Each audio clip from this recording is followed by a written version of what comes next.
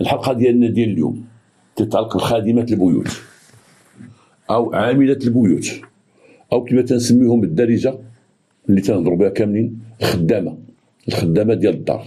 وهنا تنقول قبل ما نبدا القصه ديالي، بعض الناس عندهم خادمات البيوت، حنا نقولوا خدامات البيت، وتعطيوها حقها في كل حاجه، وتقدروها وتعتبروها وتيديروها وحده من الناس، من افراد ديال الاسره، تيديروها كبنتهم او كاختهم او كامهم.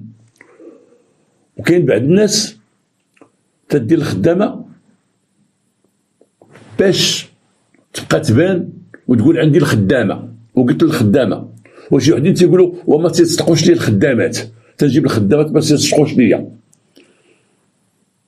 ما تعطيهمش قيمه. خدامه اي تهضروا عليها بحال ثانويه، وفي الدار تعتبروها كخدامه والسلام، واخا تكون عندهم سنوات هي معاهم يعتبروها كخدامه. وتلاحظوا هذا الشيء في اللبس اللي تلبسوهم وشعرهم كيفاش مغطي وكيفاش يكونوا. كاين بعض العائلات اللي عندهم خدامه في الدار والله ما تعرف الخدامه من ولادهم ولا من الخدامه من الاقارب ديالهم، تصحابها حتى هي بنتهم ولا اختهم ولا اللبس اللي لابسها والهندام الحاله ديالها. وكاين بعض الناس تدخل مع الباب تتعرف ان هذيك مسكينه غير خدامه الحاله اللي فيها، وكاين تيديرها بالعاني. وتيعاودونا ناس من العائله، عيالات من العائله تعاودونا كاين تديها الحمام وتتبغي تبين في الحمام بان هذه السيده راه خدامه، انا الخدامه ديالي، وكتعطيها الاوامر قدام الناس وتعيط عليها جيبي هذه جيبي هذه، وتبقى تعاود الناس خصني تطلعوا لي خدامه الدم في الراس، حتى هذه انا جبتها دابا نطلع عليها الدم من الراس، وتتعاملها كخدامه. اي مسكينه توجد ليها وتعومها وتقرب لها اللي بغات، وتلقى حتى الخمس كيلو تعوم هي بوحدها، وتقول لها سير باش نمشيو، تلقى راسك باش تخرجوا يلا نمشيو، وتشوف خارجه من الحمام هزه مسكينه السطوله وهز الصاك وهزه كل شيء، خدامه. ولكن هاد معظم الخدامات بعض المرات بعض الحالات تنتقموا، وبعض الحالات يخرجوا منهم مجرمات. انا دافعت على هاد الناس هادو، هاد العاملات البيوت، دافعت عليهم شحال من حلقه، ولكن بعض المرات تيوليو مجرمات. الدوافع ديالهم كثيره تتولي مجرمه، والضحايا ديالها هما دوك الناس اللي خدام عندهم. هنا جمعت واحد 3 الحلقات في حلقه واحده باش ما نبقاوش كل مره نهضروا على الخادمات، وجمعتو وقلت نحكيهم لكم اليوم. واحد المراه كبيره ساكنه في واحد فيلا بوحدها، ولادها وبناتها في الخارج، تيديوها مره عندهم، تيجيو يزوروها تقريبا دائما. ولما شافوها بوحدها فكروا باش يديروا معها شي حد يعيش معها، وفكروا باش يجيبوا لها خدامه اي عامله بيوت. اتصلوا بواحد الشخص وعرضوا عليه الفكره، ومشى بحث وقلب، وش عندهم واحد النهار قال لهم لقيت واحد السيده هي تخدم في الديور، وتخدم بطريقه متقطعه. هي مرة مطلقه وعندها وليدها عايش مع امها، وهي تخدم كما قلنا في الديور. وقال لهم غادي نشوف نعرض عليها باش تبقى مع امكم دائما وتعيش معها دائما، وما تمشي الا مره في السيمانه ولا كذا تشوف ولدها وتشوف امها. قالوا لي داكشي اش تنقلبوا حنايا، شوفوا لنا هاد المراه اللي غتشوف لينا. فعلا غاب واحد الوقت ورجع عندهم واتصل بهم، قال لي ما ودي لقيت المراه، لقيتها ولا بغيت نجيبها لكم تشوفوها، راه قبلات باش تعيش مع امكم، وقبلات باش تمشي مره واحده في السيمانه تشوف ولدها وتشوف امها، وراه غتطلف امكم وعندي ثقه فيها. جاب لهم هاد السيده اللي ذكرت لكم وعرضها على ابناء ديك المراه الكبيره، وقال لهم ها هي السيده هضروا معها. بنات ديك المراه الكبيره بناتها هضروا مع ديك السيده وشرحوا لها وقالوا لها علاش غيخدموها وشنو نطلب منها وكذا وكذا وكذا، وقبلات وداروا لها واحد الثمن محترم، اي فلوس اتفقوا عليها، فلوس مزيانه. قال لها ودي غطيبي ليها وغتقابليها وغتنعسي معها عندك البيت ديالك هنا، غتنعسي معها وسيري عافاك مره في الاسبوع، سيري للدار، يمكن لك تباتي بديك المره في الاسبوع مع ولدك ومع امك. ولا بغيتي تجيب ولدك مره هنا مرحبا به، بغيتي تجيبي امك حتى هي تونسمي مره مرحبا بها، ولكن اعتبريها امك وهي غتعتبرك بنتها. هادشي اللي كان. هذيك المراه رغم انها كبيره في العمر ولكن المراه عاقله وتتعرف اش تدير، وكانت هي مقابله داك البيت ديالها او ديك الدار ديالها او ديك الفيلا ديالها، كانت مقابلاها ما عندهاش مشكل، ولكن بناتها خافوا عليها وهذا الشيء اللي جعلوها يطالبوها ويطلبوا منها باش تكون معها مراه في الدار. مشات الامور كيف اتفقوا عليها، والسيده بقات عايشه مع ديك المراه، ولات تعرف كل حاجه عن ديك المراه، ولات تعرف حتى المداخل ديالها اللي تدخل، لان المراه عندها التقاعد ديال الرجاء، واحد التقاعد كبير. الرجاء كان واحد السيد كبير في الدوله، وعارفه كيفاش تتسير امورها وعرفت كل شيء.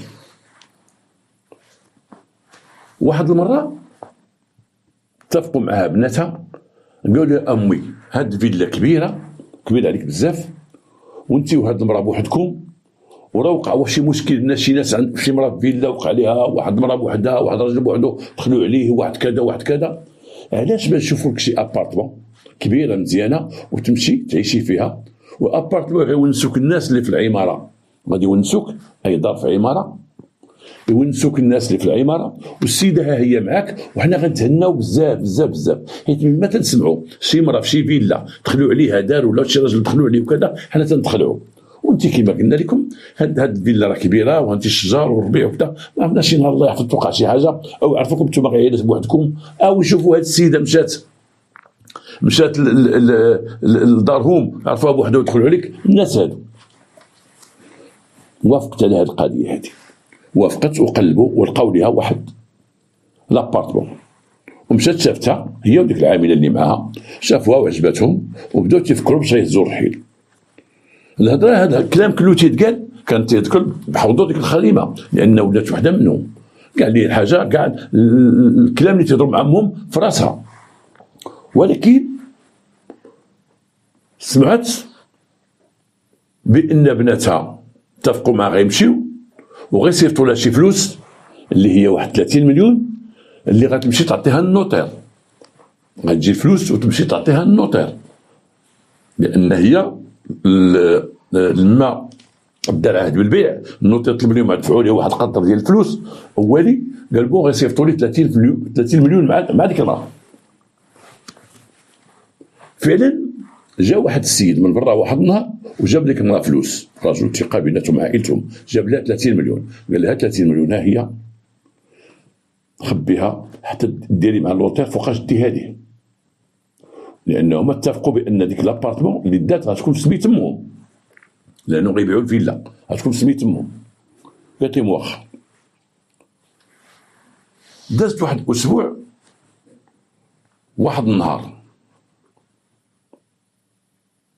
المراه كبيره ما بقاش تجاوب بناتها في التليفون، بعد اسبوع تيتصلوا بها ما تجاوبهمش، تتصلوا بديك الخادمه ما تجاوبهمش، تخلعوا صيفطوا داك السيد اللي عندهم فيه ثقه اللي جاب لهم الخادمه، قالوا لي الله يرحم والديك سير لدارنا، سير عند امي وشوفها مالك ما تجاوبش في التليفون، وشوف الخادمه ما تجاوبش في التليفون. مشى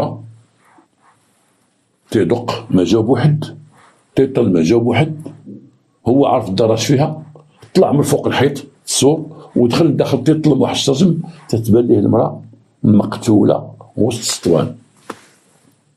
شافها خاف ومشى علم الشرطه وجاو الناس ديال الامن ودخلوا بمساعده ديال مصلحه الجريمه، وشافوا وتاكد لهم بان المراه مقتوله والدار مبعثره، اي ان القاتل عنده علاقه بالسرقه، لان شافوا الحوايج طايحين، ماريو طايحه من الحوايج، هذه طايحه من هنا، هذه طايحه من هنا، هذه طايحه من هنا، عرفوا بان اللي دخل يقتل دخل يسرق. السيد قال لي بودي واحد ما تعيش معاه الا واحد الخادمه هي اللي تعيش معاه، قالوا لي نمشيو نشوفوا الخادمه، ورينا دارهم فين كاينه. مشاو للدار ديال ديك الخادمه عند امها، قالت لهم راه جات هزت واحد الصاك ديالها وقالت لهم راني غادي نمشي للعريش، غنولي خدامه في العريش. اذن الجواب اول ديال الام ديالها تيبين بانها عندها هي طرف في الجريمه هذه، تيبين بانها لا يستبعد انها هي القاتله، لان كيفاش تجي لدارهم تدخل تستاكا تقول لهم شوفي انا غنولي خدام في العريش، خلي ولدي معاك صافي الله يهنيك وبقات زايده. هذيك المراه عندها واحد ولدها، وهذيك ولدها خدام في العريش، خبروه بالموت ديال مو، خبروه بان موت قتلات، هو كان كما تيقولوا كان هو اللي تيجي عندها، ماشي ديما هو اللي تيجي عندها قليل، تيجي 2 مرات في العام 3 مرات في العام تيجي عندها، عنده ولاد وعنده مشاكل وعنده كذا، مو مرة في المناسبات تيجي عندها، ولكن كانت المرأة عندها تتقرب من بناتها اللي برا اكثر من ذاك ولدها، هما اللي تعرفوا عليها بزاف وما تيشوفوا متبعين الاحوال ديالها كذا كذا، وهذا هو الحال ديال البنات سبحان الله العظيم ما تيطلقوش من الوالدين ديالهم، راكم تلاحظوها ما تيطلقوش مأواتهم ما تيطلقوش بواتهم، الولاد شويه الولاد حتى تعرفوهم شويه ما تعطوش اهميه، ما تعطوش لوالديهم ذاك الاعتبار اللي تيعطوه البنات، راك تلاحظوا هذا الشيء هذا. ساق الخبر جا تما تاكد من طرف الشرطه وداك الشيء بان امه تقتلات، الشرطه قال لها ودي راه حنا مشكوك فيها الاولى هي خدامه، والخدامه قالت بانها قالت لهم انا غنمشي نخدم في العريش وانت خدام في العريش، واش عمرك تلاقيتها في العريش او شفتها في العريش او كذا او كذا، قال لهم انا تعرفها مزيان ولكن عمري ما شفتها في العريش وانا خدام في العريش ما خدامش هنايا. قالوا دابا عرفتي خصك تعاوننا في التحريات وتعطينا بعض المعلومات اللي عندك وتتصل بخواتاتك، وكيفاش هاد السيده الا كانت هي اللي قاتله كيفاش يشوف شي شحال يعاشى معها، فاذا واحد النهار تبغي تسرق فاذا بان ربما سرقات باش تزيد المعلومات. قال لي ما ودي غادي نمشي للعريش اولا نمشي للخدمه ديالي نتصل بالمسؤولين هناك اي المدير ديالي ونقول لي باش ناخذ واحد الوقت، سواء ناخذ واحد الكونجي في 15 يوم ولا 10 ايام، سواء ندير شهاده طبيه، المهم خصني نوقف على العمل ونجي نقابلكم نتوما باش تعرف شكون اللي قتل امي. قالوا لي واخا.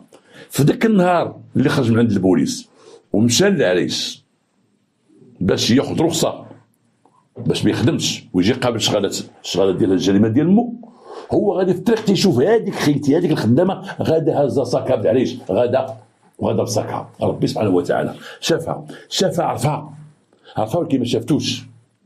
هنا سبقها وقف بطوميتو وشنق عليها وسط الشارع، وهي اجدات عاود ما تقول لي شنو بغيتي عندي وانا ما بقيتش مع باك وانا كذا وانا صرت خاصك معاه جاي نخدم هنا، ودير شي حاجه بقات تضرب فيه وهربات، وتبعوها شي ناس شدوها تيقول لهم هذه راه قتلت امي هذه راه قتلت امي في الشارع العام وشنق عليها.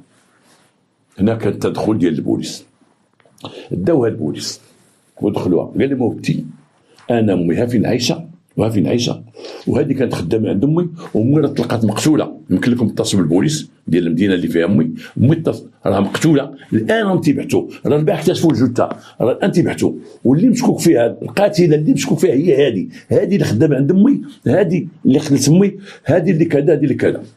داوها البوليس ودخلوها الشرطه القضائيه، قلبوا لها الصاك ديالها تلقاو فيه 4 المليون ديال خوفي.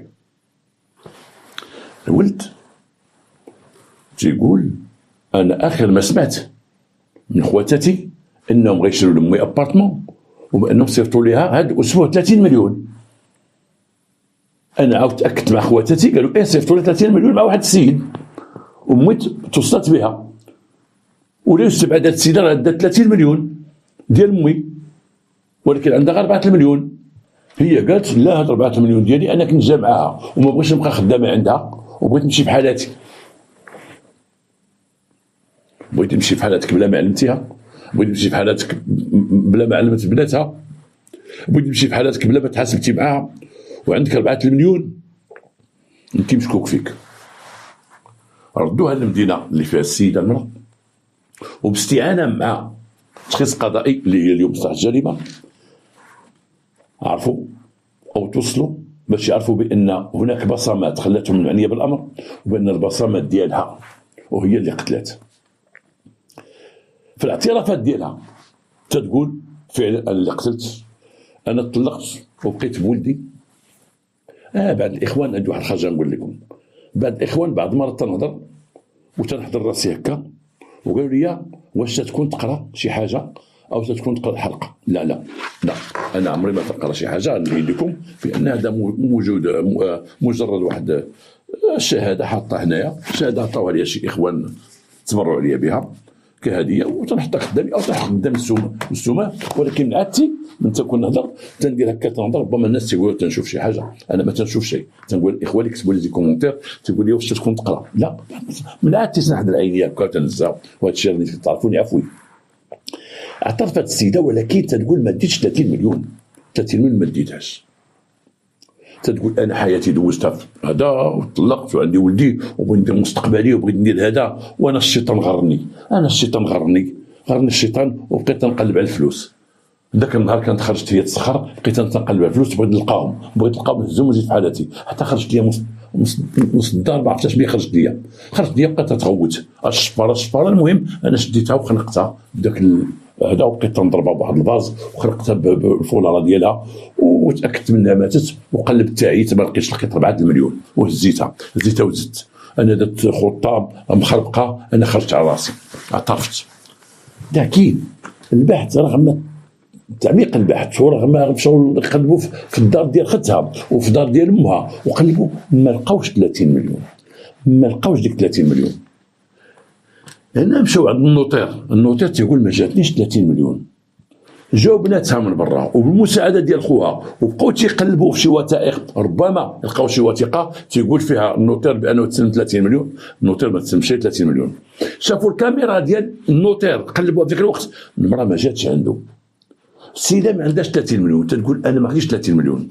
واش ديك 30 مليون شي مراه كانت ثقه فيها هذيك المراه وحطتها عندها، لان لقاو حتى شي ذهب ديال ديك المراه، شي ذهب كثير كان عندها، مخليه منه غير شي حويجه ما زاتوش هذيك، ما داتوش. ولكن الذهب اللي غليظ بحال نقولوا مضمه وكذا ما كايناش. هاد المراه هذه ربما كان عندها شي ثقه في شي مراه ولا في شي راجل، وتتحط عنده ديك الامانه، كيما حطت عنده الذهب اللي ما تلقاش وما تلقاش عند ديك القاتله، وما تلقاش 30 مليون ما تلقاش. شكون هذا اللي كانت حاطه عنده فلوس السيده؟ فين مشات 30 مليون؟ ما عطروش لبوس 30 مليون. ما اعترفتش السيده بان 30 مليون. ما تصابتش عندها الاثر ديال 30 مليون. عندها 4 المليون هي اللي عندها 4 المليون، وكان مجموعه فيهم فلوس ديال فئه ديال 200 درهم و100 درهم و20 درهم، ولا مجموعه واحد فلوس ديال المراه ديال ديك المراه.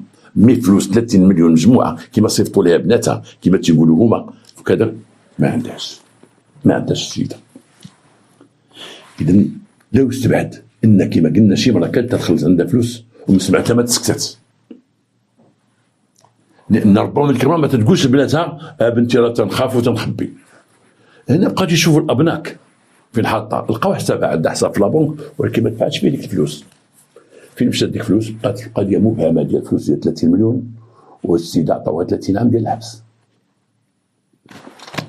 هذه حاله. الحاله الثانيه ديال واحد الخدامه خدام عند واحد الناس عاديه، تخدم عندهم، عايشه معاهم، تتناس معاهم. واحد الجار تعرفها وداك الشيء. هذاك الجار عنده واحد دايبي صاحبه، بعض المرات تيمشي لعماه الضامه في سوق الدب، في القصري ديال الدب. وداك السيد كان سواق، حتى هو تيسوق الدب وداك الشيء، معروف عنده الدايبيه. وكان تيلاحظ بان هذيك الخدامه ديما تجي عند واحد دايبي صاحبه، تجي تدخل عنده تمشي، تجي تدخل عنده تمشي، تجي تدخل. واحد الناس سولو قال لي خيتي شنو واش تجي شري من عندك الذهب؟ قال لي لا، تجيب لي ذهب مهرس، ماشي ذهب مهرس، تقول لي هذه ما بغيتهاش شريها من عندي، تجيب شي طرف ديال السلسله،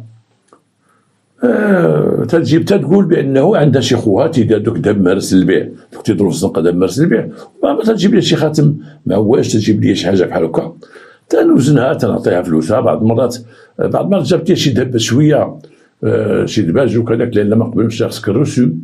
المهم هاد السيده كانت تتعامل معها، اي ان ذاك الدايبي كان تيخالف القانون، لان الدايبي ما يشريش الذهب الا ما كانش مولا هو التوصيل ديالو، وقد يطلب ليه حتى لاكارت ناسيونال ديالو.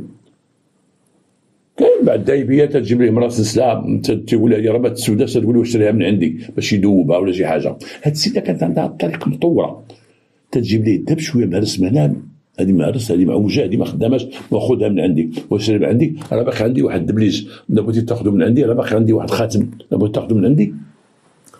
هذاك السيد مشى عند دوك الناس اللي خدام عندهم، قال لهم هذه السيده واش تتخلصوها عندها غير المداخل ديالكم ولا عندها شي مداخل اخرى؟ قالوا علاش؟ قال له ودي راه مره تجيب ليه، تلقى عند واحد الدايبي صاحبي تجيب ليه مره خويتها، مره سنيس لها، مره كذا تبيعهم ليه، مره تجيب ليه كاع شي حاجه ولا غير يسوديها ليا، مره كذا السيده مريضه بالذهب، يمكن داكشي تتصور من عندكم تشري ذهب. الناس تما تفاجئوا، راجعوا الذهب ديالهم. المراه رجعت الذهب ديالها، لقات خاصها في شي حاجه، هذه استسلاء، هذه خاتم كانت تصحاب متلف وهادو زويقات، شافت الذهب ديال بناتها وبنتها كل وحده عندها ذهبها، الناس ميسورين تلقاو بان بناتهم تيسرقوا لهم الذهب، مسروقين لهم الذهب. وكانوا بعض المرات هذيك العريو الام تيقول لهم اموالا مشات ليا خويتهم الصغير، اموالا مشات ليا سنسله كذا كذا، هذيك الحلقه مشات ليا وحده، راه كانت تقول لهم وانتم ديما تالفين وهذا كذا، شنو تسميوها بالسيده، السيده هي معكم، عمرها دات شي حاجه واللي غيدي كل شيء وكذا وكذا وكذا. هذوك الناس داروا اللي خصو يدار، مشاو خبروا الشرطه، داروا شكايه وقالوا ودي هاش كاين راه تيمشينا شويه ديال الذهب، ولكن ما تيمشيش بواحد الكميه، تيمشي مره سنسلام، مره خويتم، مره كذا، مره زويكات، داكشي غير من التحت تيمشي لينا. وعندنا واحد جارنا جا من واحد الخبر بان واحد الخدامه ديالنا اللي عندنا في الدار ديما عندها هيبيه، ديما تبيع هذه مرسى، هذه كذا، هذه كذا، وهذاك الشيء تبين لنا حنا بان حنا تنتعرضوا للسرقه من طرفها. البوليس جابوا داك السيد، شد هاد الشهاده، جابوا السيده وداوها، قالوا انت تمشي عند واحد الدايبي مره بعتي لي سنيسلات، بعتي لي خويتمات، بعتي لي كذا، بعتي لي كذا. ومع السلطه القضائيه قالت لهم وانا تنبيع ليه، مره ندير لي زواقه، مره ندير ليه كذا، مره منين تجيب هذا الشيء هذا؟ وقالت لي تناخذوا اليوم من الدار تنسرقوا اليوم. وعلاش تسرقي اليوم؟ انا مكرسين عليا، ما تيتهلاوش فيا، ديرني بحال الكلبه، نعس بوحدي، ناكل بوحدي، يعطوني شياطهم، ينوضوني من الصباح حتى العشيه، وفي السيمانه حاسبين لي، كانوا حاسبين لي 4000 ريال في السيمانه، ردوها 3000 ريال ونصب لهم كاملين وقابلهم كاملين. ايوا تتحاج بعض المرات وما تلقاش انا باش نقضي غراضي، تتبان لي شي حاجه تنزلت نديها. هذوك الناس تبين لهم في الدار بان ماشي غير الذهب اللي كانت تتسرق، لقاو بزاف حوايج تسرقوا، لباس، اواني تسرقوا، لان الناس عندهم دار كبيره وفيلا كبيره ما كانش تردوا البال، بزاف الحويجات اللي بعضهم مشاو لما اكتشفوا بان السيده مره تدي لهم شي دهيب لا بان لها، لقاو حوايج اخرين تيديهم. ولكن السيده اش قالت فعلا تنسرق، اعترف كل شيء، وديت هذه وديت واحد السينيه كانت لي، وديت واحد هذا، وديت واحد الازارات كانوا باقي جداد ما داوش فيهم، وديت تيدو من الدار. ولكن المراه موظفه بناتها وحده موظفه وحده تتقرا، ما عمرنيش الدار، خلينا هي مولات الدار وكانت تدير اللي بغات. ولكن قالت واحد الكلمه ما تيتهلاوش فيا وما تديوهاش فيا وما كذا وما كذا وما كذا. هنا هذا هو الموضوع اللي بغيت ندخل ليه، هذا هو الموضوع. اللي بغى يدير خدامه في دارو خصو يقد بها من الناحيه الماديه والمعنويه. غديري خدامه واعتبريها بحال بناتك، ما ديري خدامه واعتبريها بحال امك ولا بحال صاحبتك، اعطيها حقوقها كامله. بعض الناس تيجيبوا خدامات قصيرات، بنات صغار تيجيبوهم وتكبروا عندهم في الديور، او تيجيبوا عازبات وتيبقاو عندهم في الديور، ولكن همهم هو ديك السيده تخدمهم، تنوض مع الصباح بكري وتنسى الاخرى وتخدم وتجيب ما تردوش بالهم متى توصل ديك البنت المراهقه، تتولي تخمم متى تكون مراهقه وتتوصل للمراهقه، تتولي تخمم في الزواج وفي الصاحب وفي كذا وفي اللبس وفي كذا. ما تيخموش باش يقولوا واحد النهار حتى هي ناويه تتزوج ويكون عندها عائله ويكون عندها اولاد، ما تيخموش في هذا الشيء هذا. بالنسبه لهم الخدامه نخدم وتسالم، تخدم. جابوها بنت 9 سنين وصلت 24 عام، ما يمكن عليها عمره ما سولها واش غتزوجي، واش غديري. تيجيبوها صغير قصير عمرهم ما فكروا فاش يقريوها، واخا غير في الدار رجعوا معايا علموها شي حاجه.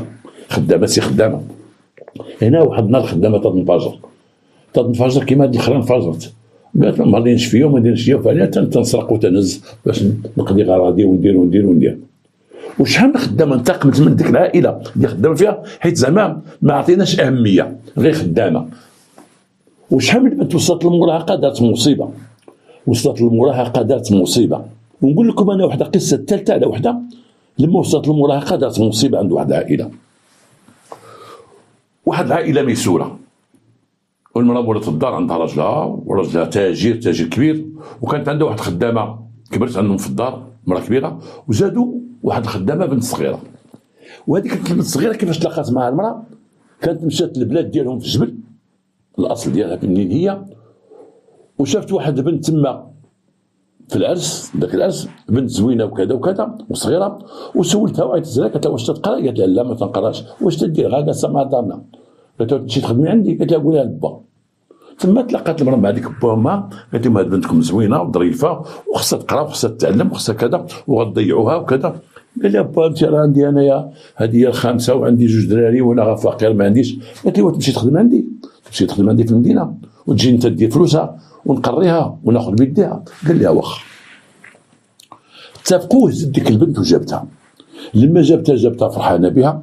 قالت ديك السيده اللي خدامه عندها قالت لها هاد البنيه اش كاين ديك المراه هي رحبت بها، وبقات البنت عايشه عندها. وانا ما بغيتش نطول، بغيت نقول لكم باختصار. هذيك السيده بدات تتقري ديك البنت، خدامه عندها وتتقريها. البنت تمشي لواحد المدرسه حره تتقرا وتجي باش ما تضيعهاش. ولات تتلبسها مزيان، تتكسيها مزيان، تقول لبعض الناس اللي ما تعرفوهاش بانها بنتي، وبعض الناس يقول هذه بنت ولدي، بنتي. وكانت تقول لها توصيها، نقول لهم بنتي وليا ماما، ومن نقول لهم هذه راه بنت بولدي ولا بنت بنتي، عيط لي حبيبتي. ديما هضري معايا هكا، عندك شنو تقول شي انا خدامه عندهم وكذا وكذا وكذا. هذيك البنت بقات عندهم واحد المده، تبدلت في حياتها ماديا ومعنويا، ولات بنت اخرى، ولات شابه، وصلت المراهقه، ولات تسمح لها هي ديك المراه باش تمشي عند دارهم مره تمشي، ولكن تقول لها عندك 3 ايام في الشهر تمشي لداركم، 3 ايام في الشهر. دوزي 3 ايام. ديك المراه كانت مسكينه واعيه وفايقه وعارفه كل شيء، وتقول سيري 3 ايام لداركم، 3 ايام جلسي معاهم، باتي معاهم، شوفي صحاباتك، هضري مع جيرانكم، و3 ايام ورجعي. كاين الشيفور تيديها وتمشي يجيبها من بعد. واحد الوقت هذيك المراه مولات الدار عندها امها مراه كبيره مرضات، واضطروا باش ديك المراه تمشي تداوى في فرنسا. هنا ديك السيده عندها خوتها في فرنسا، ديك المراه عندها خواتاتها في فرنسا، ودات امها لفرنسا، اي فين كاين ساكنين خواتاتها جوج. وفكروا قالوا هذوك خواتاتها هما تيخدموا عندهم شغالاتهم، قالوا غيديو هذيك البنت الصغيره غتصاوب لها باسبور وغديها معاها تما، لان كان الوقت كانوا عطله، كان الصيف، منها غدا ما تتقراش، منها غدا تمشي لتما، وغدا تجلس مع خواتاتها، وغدا تقابل ديك المراه اللي كبيره اللي هي امها، غدا تقابلها حتى هي وتساعدها فيهم. مشات ديك المراه صوبت السيده الباسبور ديالها، صوبتها ورقه ان المراه كان عندها واحد حق باش تصوب البنت الورقات ديالها، صوبتها ورقتها وداتها لبرا، ودوزو تما تقريبا واحد الشهر و20 يوم. شكون اللي خلاو في الدار؟ ما خلاو في الدار حتى شي حد، لان كما قلنا كان الوقت عطله، البنات في عطله مسافرين لبرا، المراه دات امها لفرنسا ودات معها البنت، وبقات الخدامه بوحدها في الدار، اللي المراه الكبيره بقات بوحدها في الدار. كاين واحد عساس راجل، ولكن ما تيعش على ديك الفيلا، عنده واحد الكاريطه واحد البراكه، ولكن تيعش على الحومه كامله. راجل كبير ما تيجيش في النهار، وفي الليل تيجي، عنده واحد 2 كلاب يخرج يمشي ويجي، تعرفوا الناس ديال الحومه. هذيك المراه اللي مشات لفرنسا تتصل بالخدامه يوميا. واحد النهار عيطت لها ما تتجاوب شيء، عيطت لها الو ما تتجاوبش. انا اتصل بالاقارب ديال شي ناس من العائله، كنمشيو نشوفوا الخدامه ما تتجاوبنيش، شنو عندها؟ مشاو للدار تما تيدقوا، السيده ما فتحات شيء،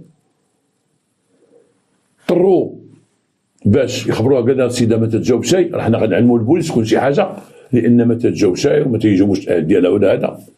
جاو البوليس، حلوا الباب ودخلوا تلقاو السيده مقتوله ومضروبه شي اداه حاده، شي شاقور، شي حاجه مضروبه في راسها، شي 3 ضربات مقتوله، والدار تعرضت للسرقه. شكون اللي قتل ديك المراه الخدامه اللي بقات؟ العلم لله. المراه رجعت من فرنسا، المس ما تخدم تقتلات، جا مع هذيك البنت، جاو معها بناتها، البوليس تعرفوا ديك الاجراءات، طلع هبط في مسكيتو في مسكيتو، داو العساس ما شاف المراه، العساس ما شاف حتى شي حاجه. هاد السيد تبين بانه كاين اثار بانه نقص من الحيط من اللور ديال الفيلا، واش في النهار واش في الليل الله اعلم. تبين بانه شخص واحد. شكون هو هذا الشخص الله اعلم. هنا دخلت الشرطه ودخلت مصلحه الجريمه، بقاو تيقلبوا هم يعثروا على شي بصمات. هذوك البصمات قلبوهم تيلقاو واحد مول الحانوت في البلاد، كاين في البلاد ديال ديك البنت ديك الخدامه اللي جابوا الثانيه، في بلادها، في بلاد ديك البنت الصغيره من جيرانهم في البلاد في العروبيه ديالهم ساكن. وصلوا ليه البوليس ومشاو جابوه. لما اولا قبل ما يجيبوه جابوه تصوروا وعرضوهم على مولات الدار، قالت لهم انا ما تنعرفوش. عرضوهم على ديك البنت، قال لها شكون هذا؟ قالت لهم ما تنعرفوش. قال لها بون هذا راه حسب البحث اللي بحثنا مع المراه ومعاك ومع كذا، هذا ساكن في العنوان ديالك، في العنوان ديال داركم، في دواركم ساكن انتيا. قالت لهم انا ما عرفتوش. مشاو لذاك الدوار ومساعدة الدرك الملكي لقاو القبض على داك خينا جابوه عرضوا على ديك البنت، قال لها تنعرفها. قالوا حنا لقينا البصمات ديالك، اش جابك انت من داك الدوار جي ودخل لهاد المراه قلت لها كيفاش درتي؟ اعترف لينا كيفاش درتي.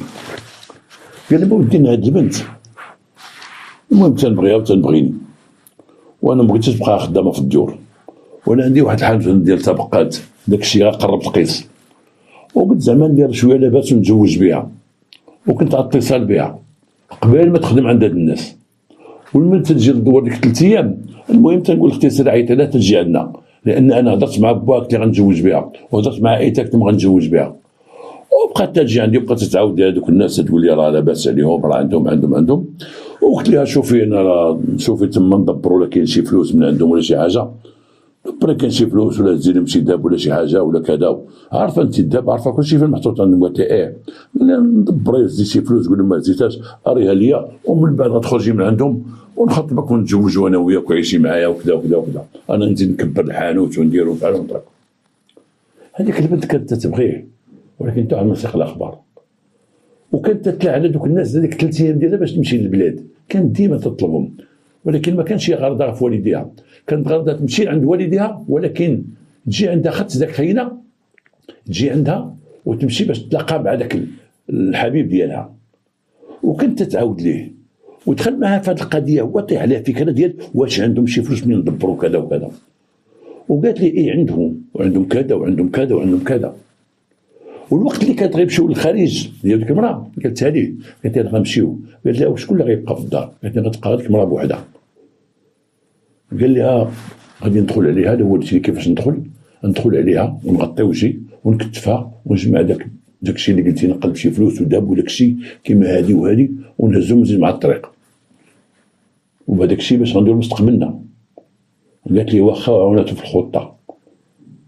قالت لي هاد الدار والله تخدموا هذه وقت هما تيخدموا، واحد الوقت هما تيخدموا، ان جا وصل عليها وجا واحد الوقت من البلاد وراتو الدار ونعتاتها ليه، ولاو تيخدموا على هذه الخطه ديال بانه واحد النهار غيدخل يسرق. تجات المناسبه ديال المراه تمشي لفرنسا، لان المراه كانت تغيبيه وبناتها تيسافروا تيجيو تيديوها، بعد ما تيديوهاش، بعد ما تيديوهاش، ولكن جات ديك المناسبه ديال غتمشي لفرنسا، عاود اكد معها الهضره مزيان بانه غيمشي وغتبقى المراه، وهنا فكر باش يمشي حسب الاعتراف ديالو. تيقول جا لديك الدار وجا واحد النهار في الليل ودخل نقز من الحيط وما شافو شي، العساس تيمشي ويجي في الزنقه، ودخلت الليل ودخل مع شاقور ولقى ديك المراه ناعسه. فاقت به، هو فاقت وقصدها هو يطلق لها، وفعلا كان مغطي وجهه،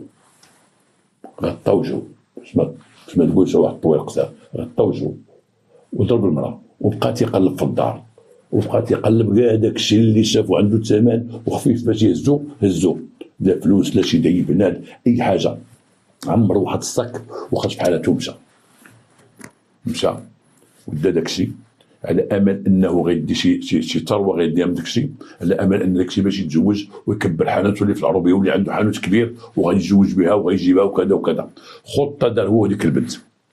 ديك البنت تبعته عن حب، ولكن هو واش كان تبع الحب او انه كان تيقلب على الفلوس، او بصح هو كان بغى يسرقو باش يتزوج بها، سرق باش يتزوج بها باش يكبر حانوته. هادشي ما دخلوش فيه البوليس بحثوا فيه، لانه قال اش اللي كان تبغيني خدام عند دوك الناس، قلت لها وريني كيفاش ندخل كيفاش ندير واش عندهم، لان هي كانت تتعاود ليه عندهم عندنا وتهلاو فيا ودير لي وتعطيهم فلوس كذا كذا، فيما تجي تتعاود ليه. البنت تقول اياه انا تنبغي يكون غيتزوج بيا وانا راني ماشي بكر، انا راه مراه، ولكن هو سبابي. في الدار ديال اختو فين كنا نتلاقاو تماها شقع لان البنت صافي ولات ديالو ولات مراتو، ولا تجي ديك 3 ايام باش تشوفو باش تجلس معاه باش تعاود ليه، 3 ايام تشوف دارهم وتجي عند اختها لك تجلس معاه باش تعاود ليه وتحكي ليه وتصربع وتهضر معاه كلشي. كثرت لي تتعاود ليه، عرف ديك الدار تا ولا عارفها غير في الخيال ديالو، عندهم. هنا قال خاصني ندخل وخصني نطرق، وعاونته قالت لي امين دو دخلتيها كذا كذا، وقالت لي حتى الاسبوع اللي غادي نمشيو فيه، قالت لي غنمشيو نهار فلاني حنا غنمشيو وغنبقاو تما واحد المده غتمر بوحدها، هي اللي عطاتو طريق كيفاش يدخل للدار، هو عطا الخطه كيفاش غيقوم بالعمليه. بجوجهم مشاو للحبس، بجوجهم تحكموا بحكم واحد وهو 30 عام، هي وياه. المشاركه، القتل والقتل ورحموه ب 30 عام، لان القتل من اجل السرقه تيمشي للمؤبد وتيمشي حتى الاعدام اذا كان القتل مقرون بالسرقه، ولكن ما نقدروش نطعنوا في حكم ديال واحد القاضي اللي عطى 30 عام من حقه، هو اللي تعرف علاش كيفاش عطى 30 عام من حقه. ما ندخلش في هذا الشيء، انا غير قلت بان القتل بعد السرقات تيكون حبس عالي بزاف. اذا ها هي برا بفرنسا هو تيقوم بالعمليه داخل. نسات هي داك الخير ديالها في هذيك المراه، نسات كيفاش ردوها وصوبوا لها باسبور وداوها معاهم، كيفاش كانت غادي تدخل للقرايه، وكانت غتصالح ديك المراه تقول لها اختي واحد انا تنحب واحد السيد عندنا في البلاد عنده حانوت تنحبو بشحال هادي وتيبغيني وتنبغيه وراه دار لي ودار لي، كانت بغات تبقى لها حل. حسن ما قتلوا ديك الخدامه اللي مسكينه، خدامه هذيك والو، خدامه بنت باب الله، خدامه تما وهذا الشيء وهذا. انا ما بغيتش اليوم نكرهكم في العاملات والخادمات البيوت، ما بغيتش نكرهكم فيهم، ولكن ردوا بالكم من تكون البنت قاصره خدامه عندكم، والقانون راه ماشي قانونيا في القانون وفي الشرع وفي كل شيء. راه ما خصو واحد يخدم القاصره في الدار. خادمه قاصره راه نقدر نقول حرام. خادمه قاصره تشد بنت قاصره صغيره مسكينه وتخدمها في الدار، تخدمها وانت تقري ولادك وتتكبرهم مزيان وانت مخلي هذيك مسكينه لا هذيك. وردوا بالكم من ديك القاصره ما تولي عازبه، او ردوا بالكم تولي تدخلوا بنت عازبه تولي تخدم في الدار. فكرتي تفكر في الزواج وفي الحب وفي كذا وفي اللبس وفي كذا، تفكر في هذا الشيء هذا، ماشي نخليو حنايا غازيدي تما ومخلينا راه حدنا تتفاجر، اما عليك اما على الغير، اما دير شي مصيبه في هذه المصائب. ولكن كاين بنات ناس اللي خادمات صابرين ما بتريوسهم وجالسين 10 سنين 12 عام 13 عام 14 عام. ولكن حقوق الخادمه عندنا في المغرب، حقوق الخادمه اليوم الناس تيدوزو تيقلبوا الخادمات في لانابيك. لانابيك هذه المؤسسه هذه رحمه من الله، تيمشيو الناس يجيو للخادمات. لانابيك تضمن الخادمه، تضمن لك بانها كونفيونس، ولكن تضمن الخادمه فلوسها بانها شحال تعطيها شحال تعطيها، وتضمن لها شنو غدير عندك، واش غتجي بها غير التصبيط، واش غتجي بها غير الطياب، واش غتجي بها غير جميع الدار، او تقابلك ولدك. لان بعض الناس تيجيبوا الخادمه تيديروا فيها كلشي، طيب وتقابل الدري طول الصباح ودير هذه ودير هذه ودير هذه ودير هذه، وهذا الشيء غادي تحيد بحال برا. ما غيبقاش هذا الشيء هذا، ما يبقاش هذه الخادمه. انا شفت دابا خادمات افريقيات تيجيو من افريقيا مخدمينهم، ولكن مطوره الافريقيات تجي تخدم دوك شنو غندير؟ غنجي عندك الدار شنو غدير؟ شنو هي المهمه ديالي؟ واش غنطيب؟ واش غنقابل الدري؟ واش هذا واش هذا؟ اما الناس كاين شي ناس تيجيبوا الخادمه فيها كلشي ب 4 دريال، وهذا الشيء ما خصوش يبقى وما خصوش يكون.